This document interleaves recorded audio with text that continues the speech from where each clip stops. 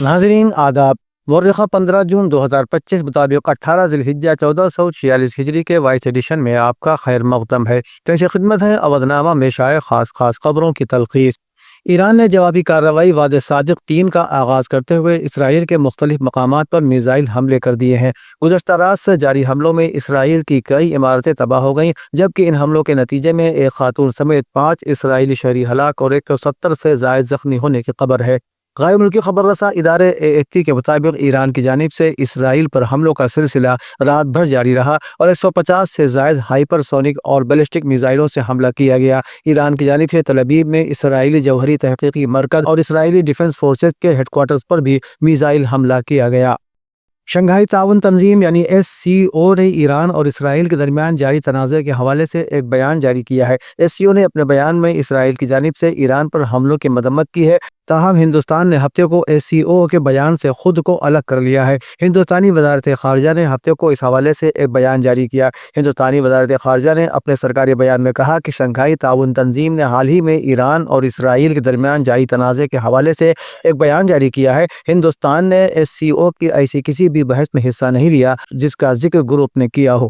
کانگریس نے اقوام متحدہ میں فلسطین جنگ بندی کی تجویز پر ووٹنگ سے علیحدہ رہنے کے ہندوستان کے فیصلوں کو امن اور انصاف کی روایت کے خلاف قرار دیتے ہوئے اسے اصولوں کے ساتھ غداری قرار دیا ہے اور کہا ہے کہ حکومت کو ان وجوہات کی وضاحت کرنی چاہیے جن کی وجہ سے اس نے ہندوستان کے عدم تشدد، امن و انصاف کے موقف کے خلاف قدم اٹھایا ہے۔ کانگریس کے صدر ملکارجن کھڑگے، پارٹی کے general secretary KC Venugopal, Priyanka Gandhi Vadra اور کمیونیکیشن ڈپارٹمنٹ کے سربراہ پون کھیڑا نے ہفتے کو کہا کہ ہندوستان کا موقف غیر جانبداری اور اخلاقی سفارتکاری کی ہماری طویل روایت کے خلاف ہے۔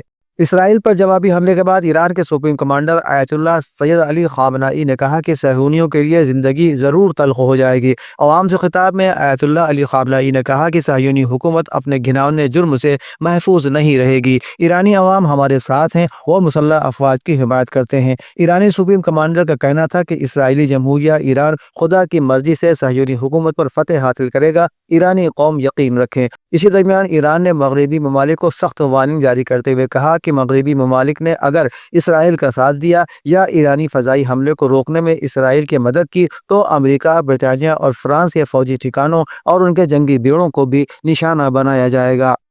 اتر پردیش کی راجدھانی میں چار باغ سے بسنت کنج تک میٹرو کے ایسٹ ویسٹ کوریڈور کی تعمیر کے بعد مریضوں کو بھی راحت ملے گی۔ ایودھیا روڈ، منشی پلیا اور کانپور روڈ سے آنے والے مریض آسانی سے KGMU تک پہنچ سکیں گے۔ اس کے ساتھ ساتھ میٹرو کو ایمبولینس کے طور پر بھی استعمال کیا جا سکے گا۔ اس کے لیے گرین کوریڈور بنایا جائے گا اور سنگل کوچ میٹرو چلائی جائے گی۔ بتایا گیا ہے کہ لکھنؤ میٹرو کے دوسرے مرحلے میں چار باغ سے بسنت کنج تک ایسٹ ویسٹ کوریڈور کے لیے PIB کی منظوری مل گئی ہے اور مرکزی کابینہ کی منظوری کے ساتھ ہی تعمیر کا سلسلہ شروع کر دیا جائے گا۔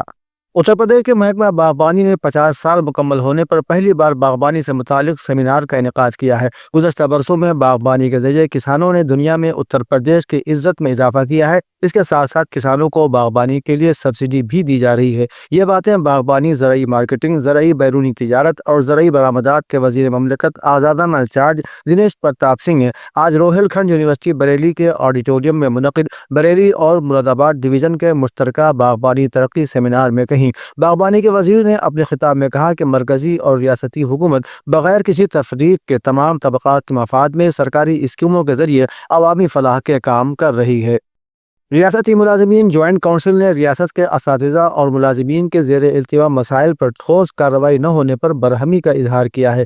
یہ بھی بتایا گیا ہے کہ ناراض اساتذہ اور ملازمین 24 جون کو ضلع ہیڈ کوارٹر پر بھوک ہڑتال کریں گے۔ ریاستی ملازمین جوائنٹ کونسل بھی اس کی حمایت کرے گی۔ کونسل کے جنرل سیکرٹری اتل مشرا نے وزیر اعلیٰ، چیف سیکرٹری اور پرنسپل سیکرٹری پرسنل کو ایک مکتوب بھیج کر بتایا ہے کہ حکومت سے ریاست کے ملازمین کے مسائل کو ترجیحی بنیادوں پر حل کرنے کی مسلسل درخواست کی جا رہی ہے، لیکن کئی سال گزر جانے کے باوجود کونسل کے ساتھ کسی بھی سطح پر ایک بھی باضابطہ میٹنگ یا بات چیت نہیں ہوئی۔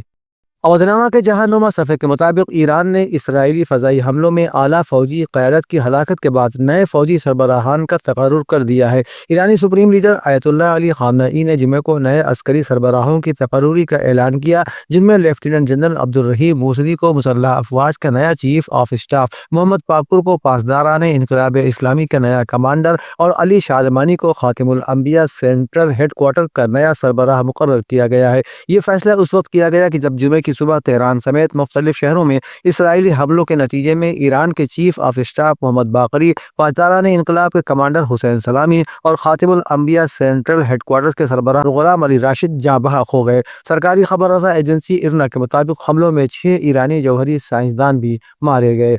सऊदी अरब, कतर, मिस्र, उर्दन, कुवैत, इराक और फ़लस्तीन ने जुमे को रोज़ खबरदार किया कि इसराइल की जानिब से ईरान पर हमलों के बाद खित्ते में बड़े पैमाने पर जंग छिड़ सकती है। इन हमलों के जवाब में तेहरान के जवाबी हमलों में एक इसराइली हलाक और दर्जनों जख्मी हुए। सऊदी वली अहद मोहम्मद बिन सलमान ने इस सूरत हाल पर अमेरिकी सदर डोनाल्ड ट्रंप से बातचीत की है। सऊदी वज़ीर ख़ारिजा ने अपने ईरानी हममनसब से भी गुफ्तगू की और इसराइली हमलों को खित्ते में सिफारती कोशिशों के लिए एक धचका करार दिया। इराक ने अक़वाम मुत्तहिदा की सलामती कौंसिल में बाज़ाब्ता शिकायत दर्ज कराई है और इसराइल की जानिब से इराक़ी फ़ज़ाई हुदूद के इस्तेमाल पर जवाबदेही का मुतालबा किया है।